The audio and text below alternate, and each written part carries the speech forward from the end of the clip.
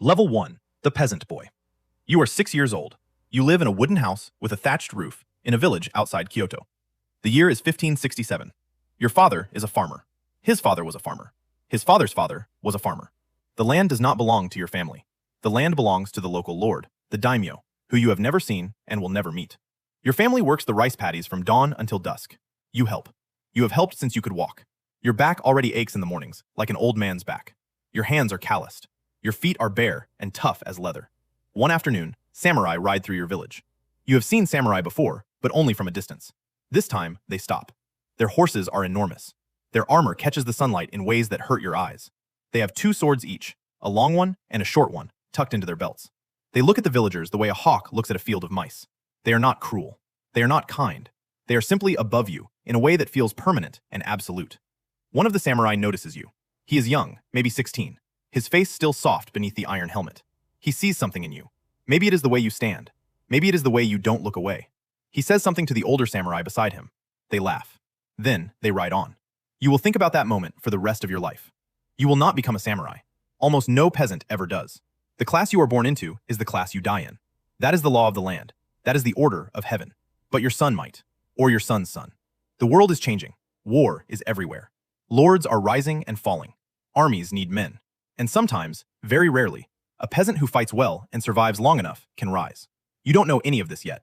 You only know that the rice must be harvested before the rains come. You only know that your stomach is empty. You only know that the men on horses looked at you like you were nothing, and you want to be something. You don't have a word for that feeling yet. You will spend your whole life looking for it. Level 2. The Ashigaru. You are 18 years old. You volunteered. The recruiters came through the village 3 months ago looking for foot soldiers, and you stepped forward before your father could stop you. He didn't try to stop you. He looked at you with something like pride and something like grief. He gave you his old straw sandals and a rice ball wrapped in cloth and sent you off. You have not seen him since. You will not see him again. Ashigaru means light feet. That is what you are. Light infantry. The lowest rank of fighting man in the army of your daimyo. You are not a samurai. You will probably never be a samurai. But you carry a spear and a long matchlock musket called a tanegashima. You wear a piece of cheap armor over a padded jacket, and when the army marches, you march with it. For the first time in your life, you eat regularly. The rice is poor, the soup is thin, but it comes every day. You have never had food come every day before. You drill constantly. You learn to march in formation. You learn to lower your spear at the right angle to receive a cavalry charge. You learn to load and fire your musket in coordinated volleys with the men beside you. The musket is heavy and slow. You have to carry the burning match cord wrapped around your wrist, ready to light the powder when the order comes.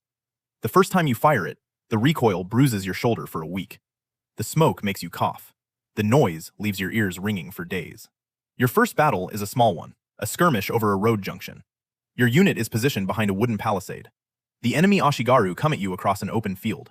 Your captain gives the order, and you fire your muskets, and men fall in the grass like wheat being cut. Some of the men beside you are killed by return fire. One of them is a boy from the next village over. You knew his name. You watched him bleed out in the mud. You did not stop firing. You could not stop firing. The captain would have killed you himself if you had stopped. You went home that night and ate your rice and tried to sleep. You did not sleep. You learned something that night about yourself. Something you do not yet have words for. Level 3. The Retainer. You have served well. 3 campaigns, 2 wounds, a reputation for steadiness under fire. The samurai officers have noticed. One of them, a minor vassal of the daimyo, has taken you into his household as a retainer. This is not the same as becoming a samurai. You are still a commoner, but you are no longer just a foot soldier. You serve a samurai directly. You sleep in his compound. You eat at his table, though at the lowest seat. You guard his horses and clean his armor and run his errands. You are part of his household, and his household is part of the daimyo's domain, and the domain is part of the world. You have a place now. You are no longer nothing. Your master is not a great man. He is a middle-ranking samurai with a small fief of about 300 koku. A koku is the amount of rice required to feed one man for 1 year. 300 koku makes him a man of modest means. He has a wife. He has 2 children. He has 6 retainers besides yourself. He treats you with the casual indifference that samurai reserve for those beneath them, but he is not cruel. He provides for you. He gives you a small allowance. He allows you to wear a single short sword, the wakizashi, on certain occasions. The long sword, the katana, is reserved for samurai. You do not yet have the right to carry one. You learn things in his household that you could never have learned in the village. You learn how to read. You learn the calligraphy of basic characters, enough to follow simple orders and write your own name. You learn the proper way to enter a room, the proper way to bow, the proper way to address men of different ranks. You learn the tea ceremony, watching from the corner as your master conducts it for guests. You learn that the samurai world is not just about fighting. It is about 1,000 small rituals and gestures, each one carrying meaning, each one revealing whether you belong. You are still a peasant pretending, but you are getting better at it. You are watching everything. You are remembering everything. Level 4. The Samurai. It happened in the 8th year of your service. There was a battle near the inland sea. Your master was unhorsed and surrounded. You charged in with a borrowed naginata and killed 2 enemy samurai and dragged your master to safety. He took an arrow in the leg, but he survived. After the battle, in his tent, while the camp doctor stitched his wound, he looked at you. He said the words that change a life. He said he would petition the Daimyo to elevate you. He said you had earned the right to wear 2 swords. The petition was granted. There was a ceremony. You knelt before the Daimyo, a man you had never imagined you would meet, and he gave you a name, a samurai name, a surname. Peasants do not have surnames. Only samurai have surnames. You took the name and you bowed until your forehead touched the floor. When you stood up, you were a different person. You had a katana at your hip, given to you by your master. The weight of it changed your walk. You felt taller. You also felt watched. Because the truth is this: the other samurai of the household, the ones who were born into their status, did not accept you. Not really. They smiled at you. They drank with you. They congratulated you in public. But behind your back, they called you the peasant. They called you the upstart. They watched you for any sign of poor breeding, any moment of bad manners, any failure of refinement. You learned to be twice as careful as anyone else. You learned to study the most refined samurai in the household and copy their gestures exactly. You learned that being elevated is not the same as being accepted. The first is a paper. The second is a lifetime of work. You also learned Bushido, the way of the warrior, the unwritten code that governed every aspect of a samurai's life. Loyalty above all. Honor above life. Death before dishonor. The duty of a samurai is to serve his lord without question, without hesitation, without thought of his own survival. If your lord orders you to die, you die. If your lord orders you to kill, you kill. If your lord is shamed, you wash the shame away with blood, his enemy's blood, or your own. You memorized the code. You repeated it to yourself before you slept. You wondered, sometimes, in the deepest hours of the night, if you truly believed it. You did not let yourself wonder for long. Wondering was the kind of thing peasants did. Samurai obeyed. Level 5. The Master Swordsman. 12 years have passed since you became a samurai. You have fought in 7 campaigns. You have killed more men than you can count. You have stopped trying to count.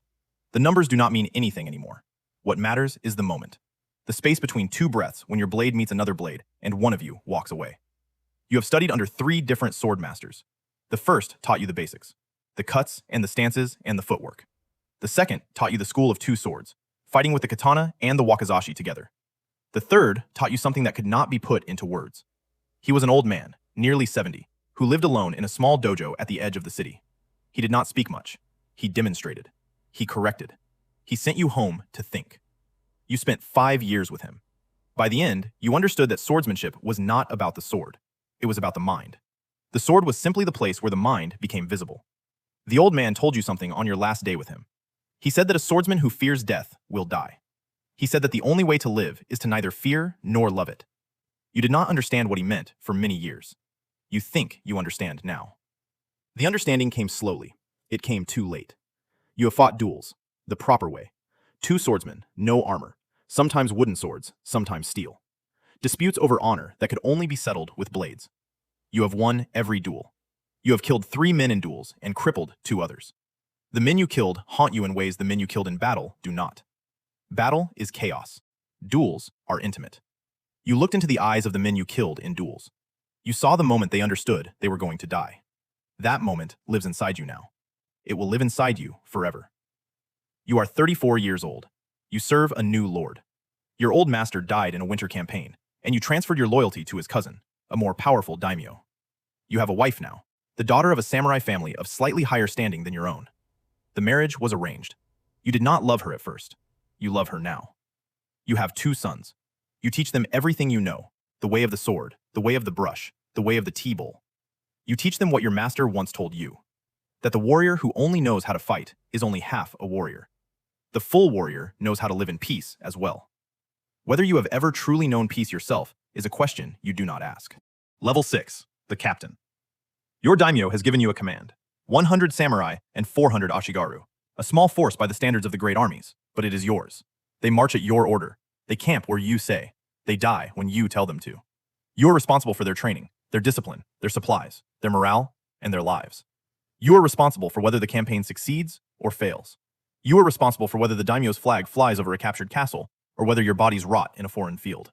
You have learned that command is mostly logistics. The romantic stories focus on the duels and the charges and the dramatic moments. The reality is rice. You spend more hours worrying about rice than you ever spent thinking about sword technique. How much rice do you have? How many days can you feed your men? Which roads can the supply carts use? Which villages will pay tribute and which will resist? An army that is not fed is not an army. It is a mob. A mob loses. A fed army wins. This is a truth that the poems do not tell. You have learned that men in battle do not behave the way the books say they should. They are not all brave. They are not all loyal. Some of them break and run. Some of them freeze and die where they stand. Some of them fight with a fury that has nothing to do with Bushido and everything to do with rage. You have learned to read your men. You have learned to put the steady ones at the front and the wavering ones in the middle where they cannot retreat. You have learned that an officer who shows fear infects his entire unit. You do not show fear. You feel it constantly, but you do not show it. There is a difference between feeling and showing. The difference is everything. Your campaigns have been mostly successful. 2 captured castles, 1 destroyed enemy army, 1 painful retreat that cost you 40 men but preserved the rest. You write reports to the daimyo. You attend strategy councils with senior officers. You are spoken of in the domain as a man of promise. You are 41 years old. You can feel your body beginning to slow. The wounds you took as a younger man ache when the weather changes. You do not mention this to anyone. A samurai does not complain about his body. A samurai uses his body until it breaks, and then he keeps using it. You have begun to think about death differently, not as something to be feared, as something that comes for everyone, and the only question is what you are doing when it arrives. Level 7. The Hatamoto. The daimyo himself has named you to his personal staff. Hatamoto means under the banner. The samurai who serve directly beneath the Lord's standard. The inner circle. The men who attend him in his private chambers, who advise him on matters of state, who travel with him. There are perhaps 30 Hatamoto in the entire domain. You are one of them. The peasant boy from the village outside Kyoto is now a Hatamoto. The world has bent in ways your father could never have imagined. Your duties are different now. You command men less often. You think more. You sit in the council chamber and listen to the daimyo discuss matters with his senior advisors. The endless complications of governing a province. Tax disputes between villages. Quarrels among lesser samurai over land boundaries. Diplomatic correspondence with neighboring daimyos, some of whom are allies, some of whom are enemies. You learn that running a domain is not so different from commanding an army. It is mostly logistics. It is mostly rice. The Lord who feeds his people keeps his people. The Lord who does not feed his people loses everything. You have begun to see the larger world, the shogunate, the emperor in Kyoto, who is officially the ruler of all Japan, but who has no real power. He is a sacred figurehead, while the shogun in Edo holds the actual authority. The complex web of alliances and obligations that binds every daimyo to every other daimyo. The system is so old and so intricate that no single mind can hold it all. You see how decisions made in distant cities ripple down through the provinces. They finally reach the rice paddies where boys like you once stood watching samurai ride past. You think about your father sometimes. He died years ago. You went back to the village for the funeral. You wore your 2 swords. The villagers bowed to you. They did not know it was you. The boy who left to be an Ashigaru had become a stranger in armor with a samurai name. You stood at your father's grave and you wanted to say something to him, but the words would not come. He had spent his whole life in that village. You had traveled across the country. You had killed men whose languages you did not speak. You had stood in the presence of the daimyo. And yet, standing there at the grave, you felt as though your father had known something you would never know. Something about the rice and the rain and the slow turning of the seasons. Something a sword could never teach. Level 8. The daimyo's advisor. You are 50 years old. The daimyo himself is now an old man. His sons are grown. The succession is being discussed in private councils, where you are one of perhaps 5 voices that matter. You are no longer simply a warrior. You are a statesman. Your sword has not left its scabbard in earnest in nearly a decade. Other samurai do the fighting now. Younger men, ambitious men. They look at you the way you once looked at the senior samurai of your master's household, with respect and resentment in equal measure. The country itself is changing. The long wars of the Warring States period are ending. A great unifier rose, and then another. And now a third has consolidated power across most of Japan. The Tokugawa shogunate is establishing a new order. There is peace, or something that resembles peace, settling over the land for the first time in generations. The samurai class is enormous. Hundreds of thousands of warriors in a country that no longer needs warriors. Many of them are becoming bureaucrats. Many of them are becoming poor. The world that produced you is dying, and a new world is being born. You are old enough to see both at once. You advise the daimyo on how to navigate the transition. You urge caution. You urge loyalty to the shogunate, even as some of the younger samurai whisper about resistance. You have seen too many wars. You know what they cost. You know that a daimyo who chooses the wrong side in a conflict between great powers loses everything. His domain is confiscated. His family is scattered. His samurai become ronin, masterless men with no income and no purpose, drifting through the cities like ghosts. You are also writing now. In your private hours, you write down the things you have learned. You write about swordsmanship. You write about command. You write about the way of the warrior in a time when warriors are no longer needed. You do not know if anyone will read what you write. You write it anyway. You have begun to understand that a man's life has a shape, and the shape only becomes visible near the end. You are looking back at the shape of your life and trying to make sense of it. The peasant boy, the Ashigaru, the samurai, the captain, the Hatamoto, the advisor. Each step required you to become someone different. You wonder, sometimes, if any of those people were really you, or if you have spent your whole life wearing masks. You think about your mother sometimes. She died when you were a young Ashigaru. You did not learn of her death until 2 months after she was buried. You remember her face less clearly than you remember the faces of men you killed. You wonder what she would think of the man you became. You wonder if she would still recognize you. You think she would. Level 9. The Elder. You are 67 years old. The daimyo who raised you to the inner circle has been dead for 15 years. His son rules now. The son is a competent man, not a great one, but the times do not require greatness. The times require steady hands. The Tokugawa peace has held for decades. Cities are growing. Merchants are becoming wealthy. The samurai class, your class, is becoming something it was never meant to be. A class of administrators, a class of teachers, a class of men with swords who never use them. You have become a teacher. You run a small dojo behind your house. You teach the way of the sword to the sons of samurai families. The boys are softer than your generation. They have never known war. They have never seen a man die. They study swordsmanship the way scholars study an ancient language, with reverence and curiosity, but no real understanding of what it was for. You do not blame them. You are glad, in a way, that they do not understand. The understanding is a wound. You have carried it your whole life. You would not wish it on them. You are also writing more. A book about strategy. A book about the philosophy of the sword. A book of memoirs that you will probably burn before you die. Some things should not be left for others to read. You have become something that men come to ask for advice. Young samurai write you letters from distant provinces. Local officials consult you on matters of tradition and propriety. You are an institution. You are a living monument to a world that no longer exists. Your wife died 3 years ago. Your sons are grown men with their own households. Your grandchildren visit on holidays. They are afraid of you. You can see it in the way the youngest ones hide behind their mothers when you enter the room. You suppose you must be a frightening figure to them, an old man with scars on his face and hands, and a sword on a stand in the corner. They cannot imagine that you were ever a child like them. You can barely imagine it yourself. You think about the village outside Kyoto. You have not been back in 40 years. There is no one there who would remember you. The thatched roof house is gone. The family is gone. The rice paddies remain. Other families work them now. The land does not care who works it. The land has always been the only thing that lasts. Level 10. The Dying Man. You are 79. The doctor has stopped pretending. He bows and leaves the room. The cancer in your stomach is killing you slowly. You have been ready for death your whole life. Now that it is here, you find that readiness is not the same as acceptance. You are still afraid. You did not expect to be afraid. The fear surprises you. It surprises you that there is anything left in you that can be surprised. Your eldest son sits beside the futon. He is a serious man. He has done well. He commands his own retainers now. He inherited your name and your sword and your station in the daimyo's court. He is everything you wanted him to be. You look at him and you want to tell him something. You are not sure what. You have spent your life serving a code that demanded you not speak of the things that mattered most. You taught him the same code. You taught him to be silent about the things inside. Now, at the end, you wish you had taught him differently. You think about the men you have killed.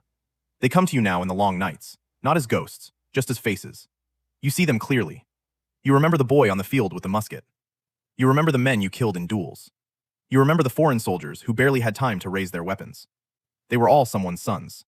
You did your duty. You served your lords. You followed the code. None of that has ever fully answered the question of whether what you did was right. The code answered for you.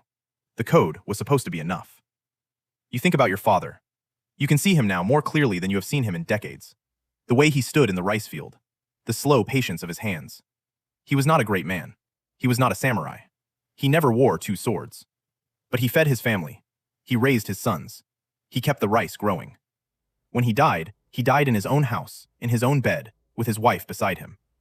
You wonder if his life was smaller than yours. You wonder if it was larger. The light outside is growing dim. Your son says something to you, but you cannot quite hear him. You try to lift your hand. You cannot. You realize that the moment is here. You have rehearsed it 1,000 times in your mind. You have prepared for it for 60 years. You close your eyes. You think of the village.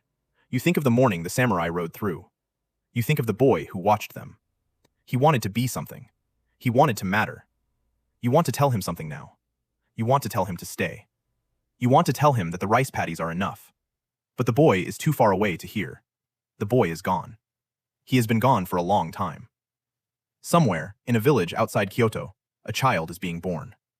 The world is changing in ways no one yet understands. The samurai class will not survive the next 2 centuries. Western ships will come. The shogunate will fall. The 2 swords will be outlawed. The descendants of men like you will become bankers, soldiers, businessmen, scholars. They will tell stories about you. They will not understand you. They will romanticize you. They will turn you into something cleaner and nobler than you ever were. You do not get to choose how you are remembered. You do not get to choose anything at all anymore. The cycle continues. Videos बनाने हैं Filmora है ना।